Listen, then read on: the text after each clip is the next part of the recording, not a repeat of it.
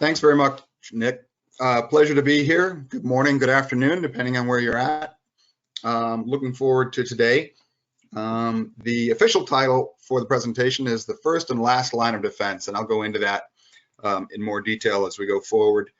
Please also note that there is a handout to go along with this. If you click on at least my lower right screen, there's a PDF that will come up in a browser for you, so please feel free to take that and download it at your convenience. We're going to focus on security awareness training, end user training for your staff. And, you know, it's something we here at Sharp get regularly.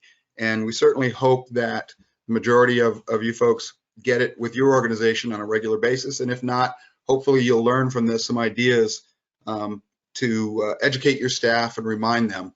And, you know, just from speaking from personal experience, one of the things I wanted to talk about was a real world example that happened to me. So before I get into the presentation, which won't be that long, but I wanted to show you a real world example that I got just this past week.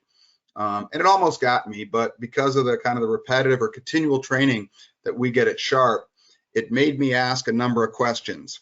I looked at this email and it came in and it looks relatively innocuous, right? I mean, it looks like it's official from Microsoft Office 365, but something just didn't seem right about it to me. And I stopped for a minute and I did some of the things I'd been taught to do. So the first thing I looked at was the from field, and it's from support@commentsold.com. Never heard of this domain or this person, whoever it's from, this organization, and it didn't have any relation to Microsoft on it. So that made me kind of, you know, query it. The message itself, the title, looks fairly innocuous.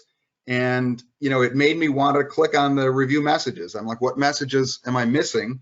But before I did that, you know, I'd been taught to check the links to see if the links in the email were valid. So there's a couple of places I could check the links. The first one was on, you know, view it online.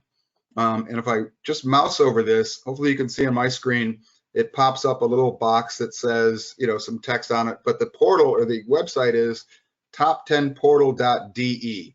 That tells me right away that it's, you know, not in the United States itself. It's either in Germany or Denmark or somewhere, you know, in Europe. So that was kind of questioning. I moused over Office 365 and I got the same thing.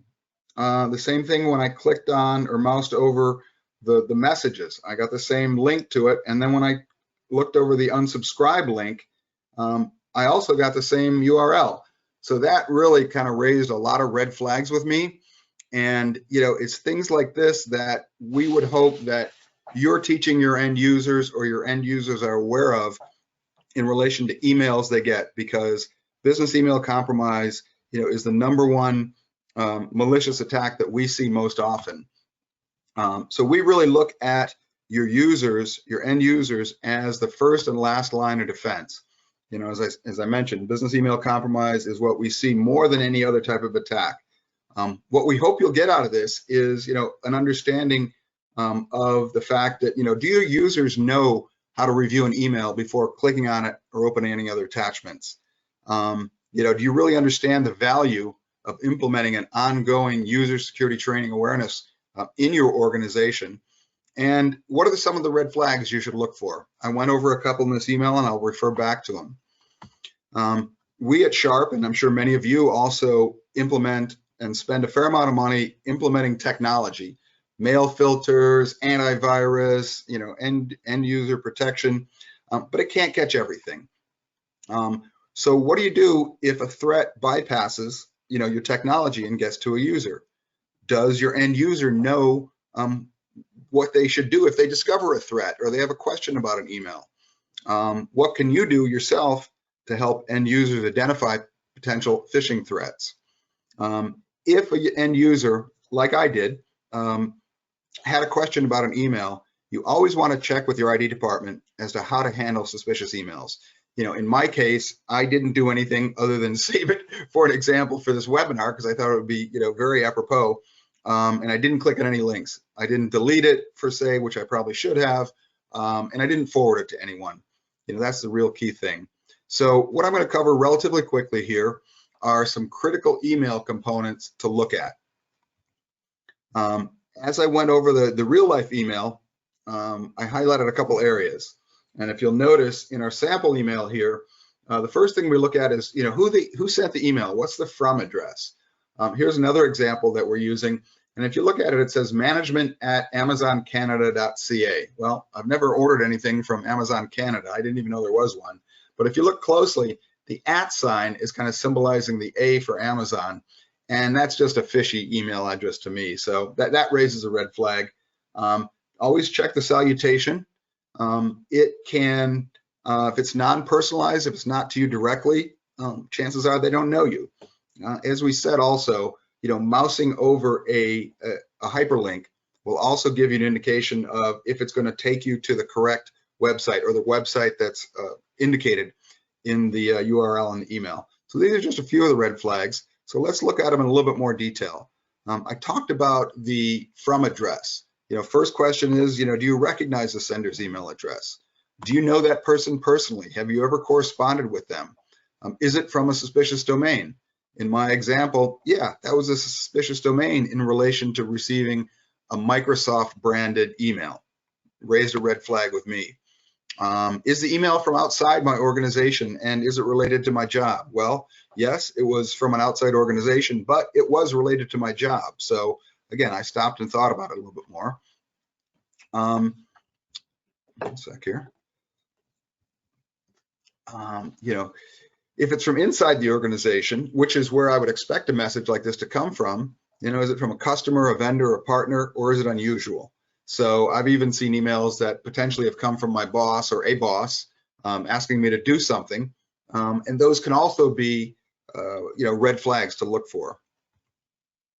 The other thing to look for if it's from outside of your organization is, do you have a business relationship with the person that sent you an email, or have you ever had any past communications with the sender?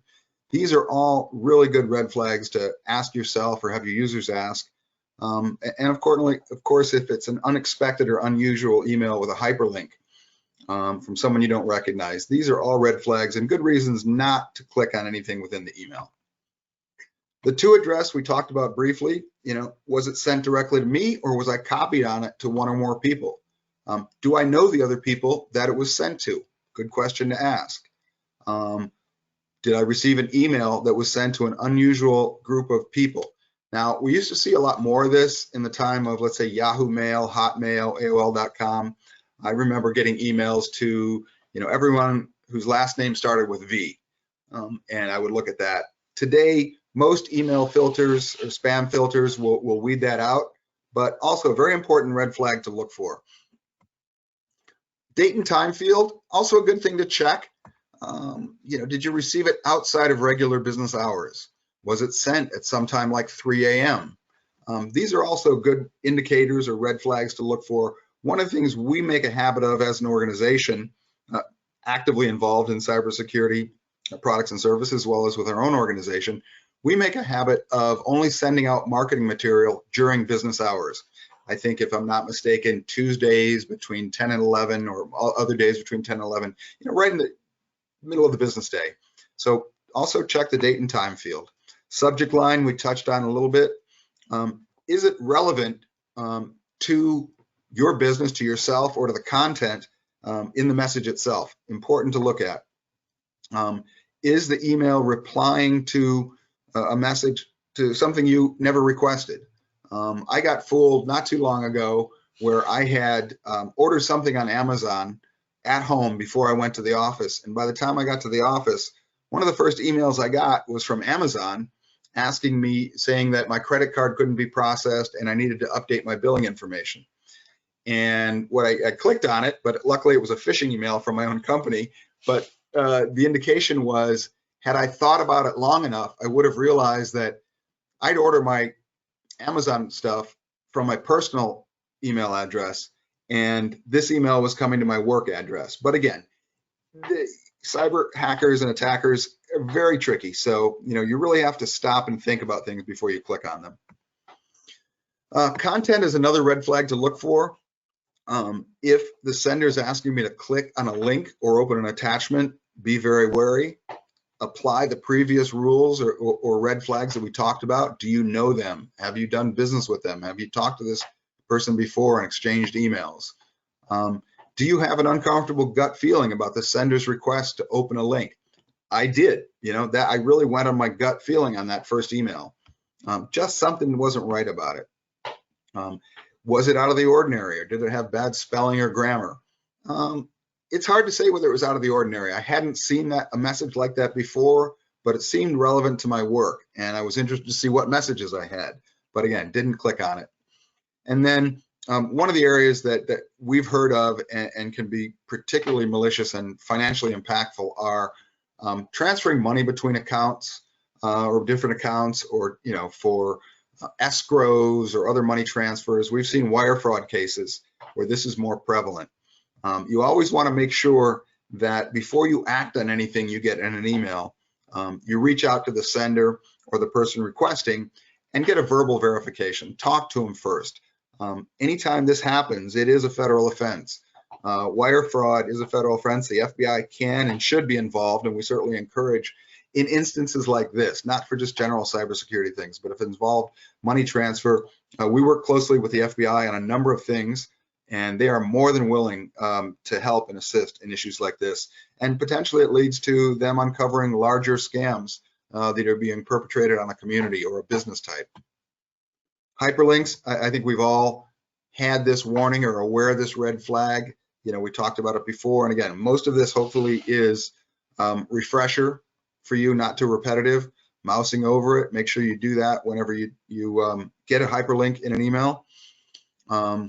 If you receive an email with long hyperlinks and no other information, that's a big red flag. Just don't click on it. Again, got to apply the previous rules. If you know who it's from, you trust them, and they're sending you maybe a link to a document shared in Google Drive or OneCloud or OneDrive.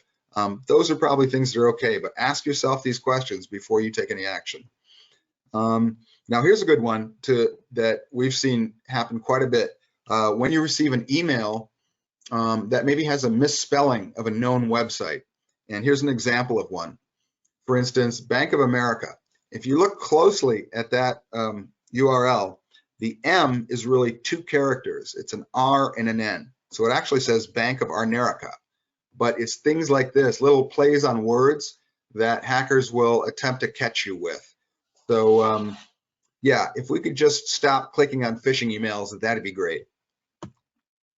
Attachments is the other area, and this is probably one of the more malicious or dangerous types of attacks where something can be sent to you and it can have a payload in it and launch an attack right on your computer or your network. So you want to see if someone sent you an attachment that you're not expecting or makes no sense to the email message. That's a big red flag. Does that sender usually send me this type of attachment? Like I said, do you have a previous relationship or correspondence with this person where you would trust the attachments they'd send? And what type of attachments are they sending? Do you see something that is potentially dangerous? That would probably bring up the next question, which is, what are potentially dangerous file types? Here's a list of file types that are potentially dangerous. Some of the most dangerous types are zip files. Zip files can contain a whole collection of different things in them, and if you download them and unzip them on your computer, it can potentially launch any number of different types of threats. Doc and Excel files. So these are Microsoft Word and Microsoft Excel files that are notoriously known for having embedded macros in them. Not as prevalent anymore, and a lot of our firewalls and security appliances will not allow some things like this to come through. And as such, always be aware of when you're sending, let's call it a raw Word or Excel document. Just be careful. We recommend putting those in a PDF file before sending them. I always make a point of sending, creating a PDF and not sending the actual Word doc, or sending a link to it now in OneDrive or Google Drive or things like that. Of course, now I have PDF files on the list, so you have to be careful too. PDF files can potentially be malicious, but for the most part, they're pretty innocuous. And if they're coming from someone that you constantly correspond with or you're aware of, not as dangerous. And the last 2 types are really ISO files or IMG files. These are, ISO files are really, kind of operating system or installation files for different programs. IMG files are image files. And we've seen instances where, malicious content is embedded in an image file. Fairly common type of hack. So the real only safe type of file that you can trust almost implicitly is a text file. There's nothing in it. Probably the worst thing in there might be some bad language. Other than that, it doesn't have any potential, danger to your computers or to your networks. Let me just wrap up with give you an overview of, not only does Sharp embrace cybersecurity training for all of our employees on a regular basis.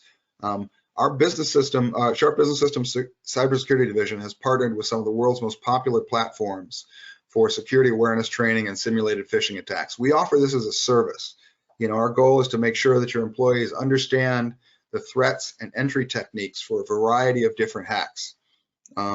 We're happy to talk to you about this in more detail if you'd like, but some of the things that our program includes are monthly or regularly phishing testing emails that are able to detect and report ongoing scams, comprehensive online training courses to train your staff regularly.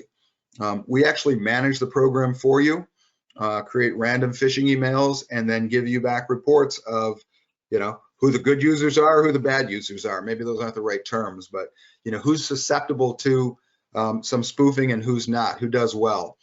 And we send different fictitious emails every month. It could be from UPS or Amazon or, well, we try to be fairly innocuous. And then at the end of the day, we try to make this fun for your staff and engaging. We'll give off like Amazon gift cards and stuff, for users who fail the least. And if someone does click on a phishing email, typically they're directed to a training video just to kind of reinforce the type of things that they want to look for, similar to kind of the brief training we went over today. So these are all things that, we hopefully believe that you guys as end users and managers and IT administrators are using in your organization. And if you aren't, we're certainly more than happy to talk to you about ways to enhance the security of your systems in your organization and make sure that the first and last line of defense, your end users, know what to do. That concludes my presentation today. Thank you very much for your attention. I've included my contact information here for your use. Please don't hesitate to reach out to me at any time. Feel free to call my mobile or send me an email if you have any follow-up questions. And if you do, we'll still have a few minutes left to do a question and answer follow-up. So with this, I'll hand it back to Nick Dreyfus. Thank you, everyone. Appreciate your time.